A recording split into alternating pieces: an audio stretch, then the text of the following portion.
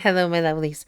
I am going to be sharing with you some information, some personal stories that I originally shared as a series of blog posts several years ago now. I'm also hoping to figure out the magic for pulling the audio off of this and posting it on my podcast. I want to talk in the future about how toxic the relationship can be between clergy families and the churches that hire the clergy person.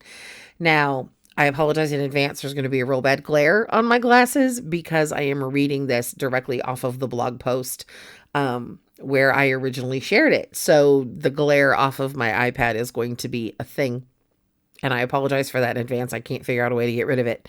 But there are four different posts I'm going to share with you as videos from this blog series. And then we'll spend some time talking about the healing that I am still working my way through, having been a pastor's kid and a pastor's wife. So let me just jump right in. The Care and Feeding of the Pastor's Family, Part 1. Disclaimer. The stories and possibly frustrations I will share are not necessarily my own.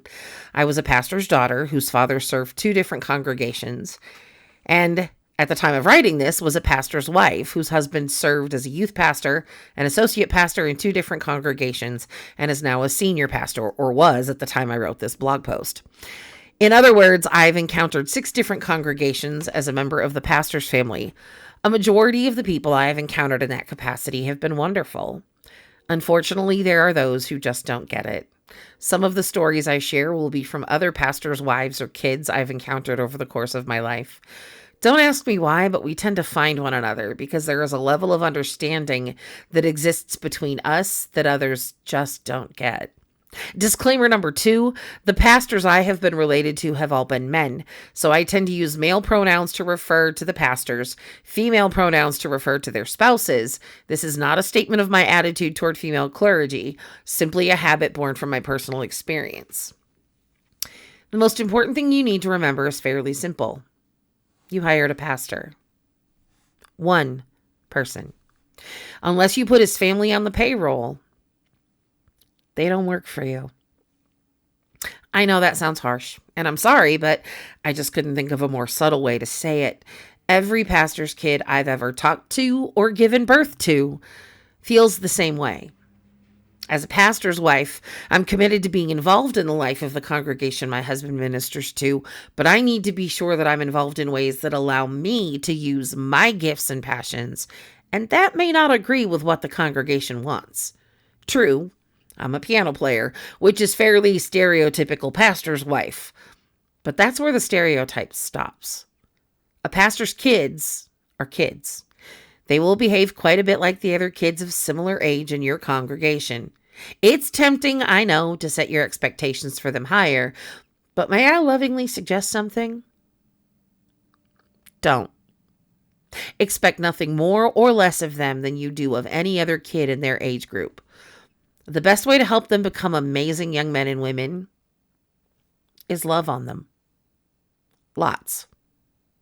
Attend their games, concerts, plays, musicals, recitals, etc., and love them. If your pastor's family has moved a significant distance from their extended family, those kids can use surrogate aunts, uncles, and grandparents to love on them in the absence of their biological family. As a matter of fact, they need you. Let me be very clear. There were aspects of being a pastor's wife that I absolutely loved. The most notable is the fact that I got to hear one of my 2 favorite preachers speak every Sunday, and I was related to both of my 2 favorites. I love planning and putting on the open house that we used to do each December for our church family. I truly feel that we were called to Fort Dodge. And we have a purpose in this community, even now, even with my husband no longer being in a pulpit. I deeply value church members who get it. People who loved on me and my kids, valued my husband's work, but realized that his job and his family are 2 separate things. Was that a little too blunt and harsh? Oh, if so, I'm sorry. It is my belief that the vast majority of church members want to do right by the pastor's family. It's my hope, though, that by sharing some real stories from the lives of pastors, their spouses, and kids, that maybe I can shed some light on the very weird existence that is the pastor's family. I hope we can laugh together, maybe a little cry together, and gain a better understanding of how to work together for those of us that are still a part of an organized church. See, I didn't want to marry a pastor when I first met my husband. I tried desperately to pray him out of his desire to be in ministry.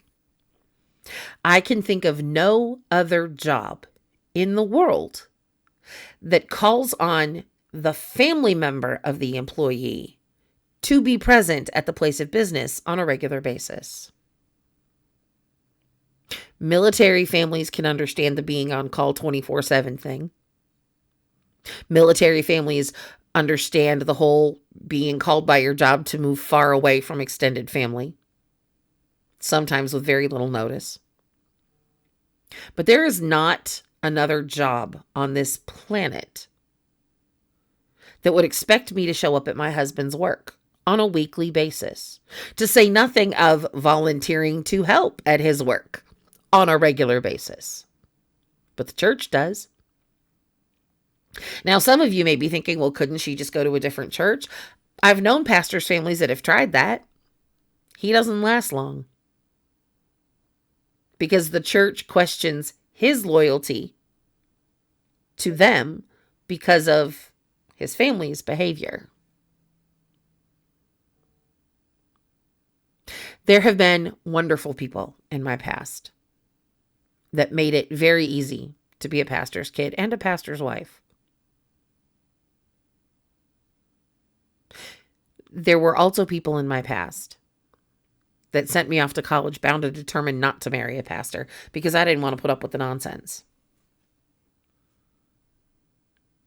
There were people that I dealt with as a pastor's wife that literally drove me out of the church that my husband was the associate pastor in for 6 months. I didn't darken the door of the place for any reason for 6 months. And the funny thing is, because this particular place had 2 services, nobody but my husband knew that I wasn't attending.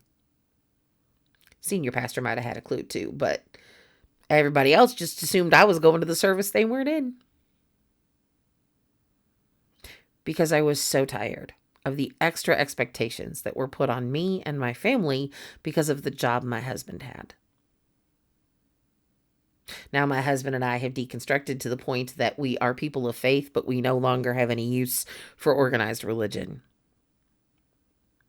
And that will come up in future discussions on this video platform and on my podcast.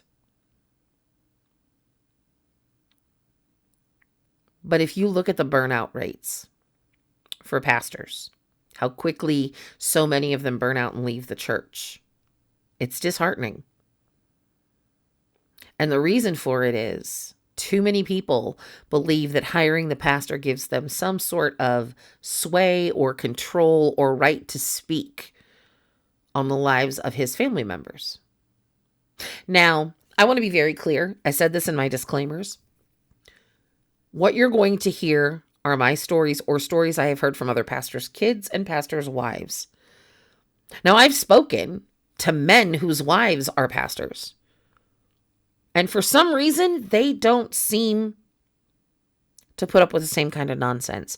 And I'm not sure why. I don't know if it's because a church that is progressive enough to hire a female clergy person isn't going to be as pressed to watch over her spouse.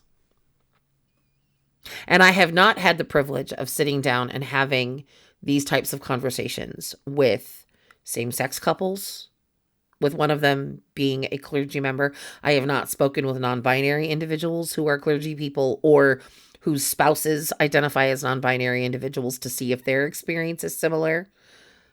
What I have seen and heard from other clergy families is that in cishet presenting relationships where dad is the pastor and mom is the pastor's spouse, there is an extra level of pressure put on her regarding her involvement in the weekly volunteering opportunities, regarding what her kids do and don't do within the walls of the building.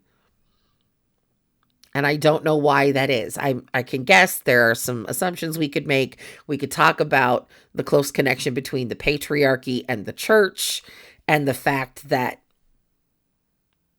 churches that are still stuck in the misogynistic ways of its history are going to be rough on pastors' wives. And perhaps the churches that are more progressive and more loving and will hire gay or queer or non-binary clergy aren't going to be as persnickety when dealing with their spouse.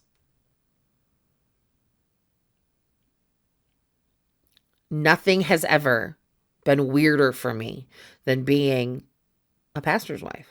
Being out on date night with my husband in the community and knowing that if we see somebody from the church, date night's over and he's got to start playing the pastor. He's got to start chatting them up and being friendly, because God forbid he just wave and keep walking because he's on a date with his wife. The fact that a lot of pastors have to literally leave the town they live in, or at the very least, leave the suburb they live in if they're in a big city, to go someplace where they won't run into people they know so they can have a date with their spouse, with their wife, and not have to interrupt that date to go work the room because they saw somebody they knew from church. And if they don't go speak to them, that person's going to complain to the deacons or the personnel board or somebody that pastor didn't speak to me.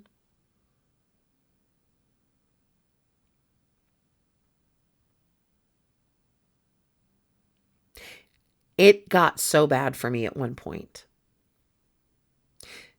that someone in the church wrote an anonymous letter to the personnel board about me. I wasn't on staff. Now, my husband let me know what the contents of that letter was, and I knew exactly who had written it because they gave themselves away in the letter. Basically, I had failed to praise someone in a leadership position in the church, specifically connected to the music and Sunday morning. I hadn't said anything negative. I just hadn't said anything. And this person felt the need to go off in an anonymous letter to the personnel board of the church my husband worked for, complaining about me and telling the personnel board that they needed to tell my husband to put me in my place. Now, do you understand why I felt the need to do a series called The Care and Feeding of Your Pastor's Family? I wish I could tell you that my experience with this person was unique, that it was one of a kind, that it's never happened before or since. Nah. When you are a pastor's family, people in the church, there's always somebody who feels they have the right to critique literally everything about you. Your hair length, tattoos, piercings, all of it. What you wear to church, whether you wore pants or a skirt, whether or not you wore pantyhose under your dress or knee-high stockings under the dress pants you wore. I mean,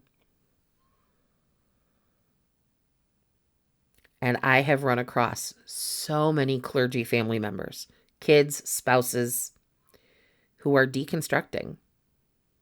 And part of the reason they're deconstructing and walking away from organized religion is the way they were treated when their husband was in the pulpit.